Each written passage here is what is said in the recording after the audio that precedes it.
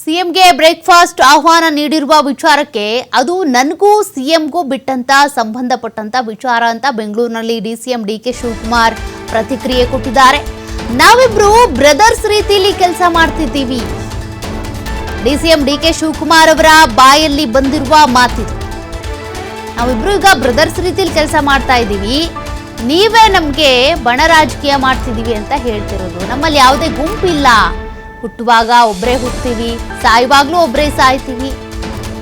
ಪಕ್ಷ ಅಂದಮೇಲೆ ಒಗ್ಗಟ್ಟಾಗಿ ದುಡಿಬೇಕು ನಾವು ಅಂತೇಳಿ ಡಿಸಿಎಂ ಡಿಕೆ ಶಿವಕುಮಾರ್ ಅವರು ಹೇಳಿಕೆ ಕೊಟ್ಟಿದ್ದಾರೆ. ಅಂದ್ರೆ ಪಕ್ಷಕ್ಕೆ ಡ್ಯಾಮೇಜ್ ಆಗುವ ರೀತಿಯಲ್ಲಿ ಯಾರು ಇಲ್ಲಿಗ ಹೇಳಿಕೆ ಕೊಡುವಂತಿಲ್ಲ. ಹಾಗಾಗಿ ಒಗ್ಗಟ್ಟಿನ ಮಂತ್ರವನ್ನ ಜಪಿಸ್ತಾ ಇದ್ದಾರೆ. ಬ್ರದರ್ಸ್ ಥರ ಕೆಲಸ ಮಾಡ್ಕೊಂಡು ಹೋಗ್ತಾ ಇದ್ದೀವಿ.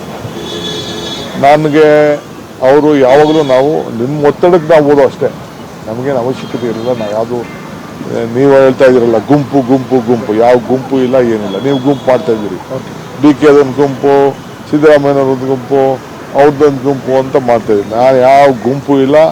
ನನ್ನ ಜೊತೆ 140 ಜನ ಇದ್ದಾರೆ. ಅರ್ಥ ಆಯ್ತಾ?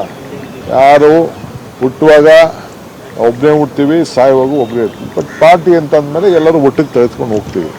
ಅದು ನಂದು ಸಿ ಎಮ್ದು ಸಂಬಂಧಪಟ್ಟಂಥ ವಿಚಾರ. ನಾವಿಬ್ಬರು ಬ್ರದರ್ಸ್ ಥರ ಕೆಲಸ ಮಾಡ್ಕೊಂಡು ಹೋಗ್ತಾ ಇದ್ದೀವಿ. ನನಗೆ ಅವರು ಯಾವಾಗಲೂ ನಾವು ನಿಮ್ಮ ಒತ್ತಡಕ್ಕೆ ನಾವು ಓದೋ ಅಷ್ಟೇ, ನಮಗೇನು ಅವಶ್ಯಕತೆ ಇರಲಿಲ್ಲ. ನಾವು ಯಾವುದು ನೀವು ಹೇಳ್ತಾ ಇದ್ದೀರಲ್ಲ ಗುಂಪು ಗುಂಪು ಗುಂಪು, ಯಾವ ಗುಂಪು ಇಲ್ಲ ಏನಿಲ್ಲ. ನೀವು ಗುಂಪು ಮಾಡ್ತಾ ಇದ್ದೀರಿ, ಡಿ ಕೆ ಅದೊಂದು ಗುಂಪು, ಸಿದ್ದರಾಮಯ್ಯನವ್ರದ್ದು ಗುಂಪು, ಅವ್ರದ್ದೊಂದು ಗುಂಪು ಅಂತ ಮಾಡ್ತಾಯಿದ್ದೀನಿ. ನಾನು ಯಾವ ಗುಂಪು ಇಲ್ಲ.